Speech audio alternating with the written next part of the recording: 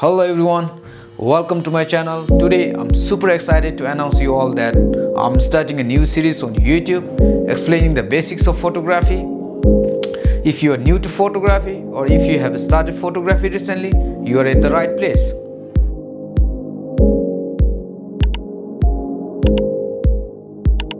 First, what is photography? Photography is all about capturing lights or freezing the moment in the right time. Now it might be little confusing to you. How does that work? How can you freeze the moment in the right time or capture the light? So there are three major settings. First is aperture, and the second one is shutter speed, and the third one is ISO. First, we'll talk about the aperture in this video. What is aperture and how does this aperture helps you freeze the moment in the right time?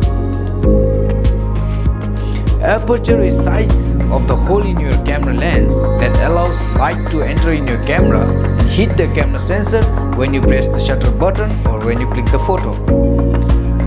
It is measured in f-stops such as f1.8, f2.8, f11, f22, f16, such and such.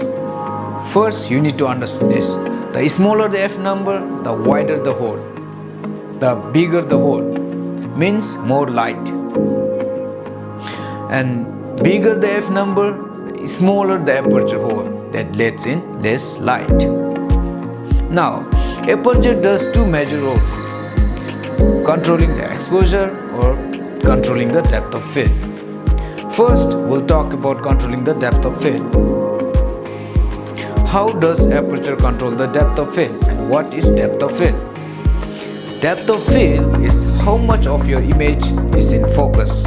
If you are using wide aperture like f1.4, the less of your image are in focus, that creates blurry background.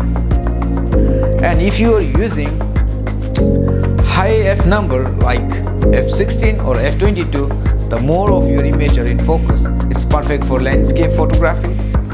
Now we will talk about how aperture controls your depth of field.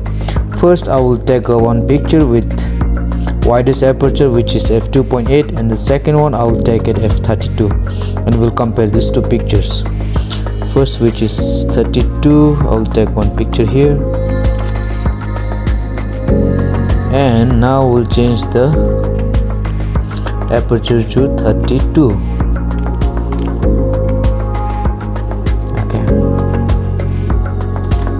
So now let's compare these two pictures.